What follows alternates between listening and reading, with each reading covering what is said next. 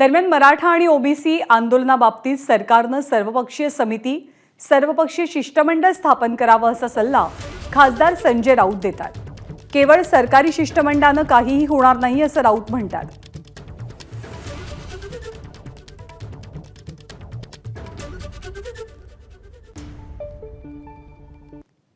महाराष्ट्रामध्ये आरक्षणावरून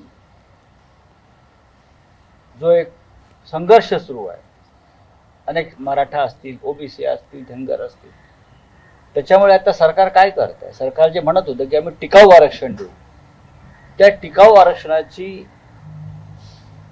जुळणी कशी करायची आणि त्यात या महाराष्ट्रातल्या सर्वच राजकीय पक्षांना, नेत्यांना चर्चेसाठी सामावून घेऊन हा जो या राज्यामध्ये संघर्ष सुरू आहे तो थांबवण्याच्या दृष्टीनं जर सरकारला खरोखर इच्छा असेल तर त्यांनी सगळ्यांशी चर्चा केली पाहिजे. सर्वपक्षीय शिष्टमंडळ किंवा सर्वपक्षीय समिती, सर्वपक्षीय चर्चा हाच एक मार्ग राहतो. कोणाच्याही ताटातलं काढून कोणालाही देऊ नये ही शिवसेनेची भूमिका आहे. मागासले पण सर्व समाजामध्ये आज आहे. याला कारण नरेंद्र मोदींची धोरणं, मग शेती संदर्भात आर्थिक धोरणं, उद्योगासंदर्भातली धोरणं, रोजगारासंदर्भातली धोरणं, मोदी सरकार गेल्या 10 वर्षामध्ये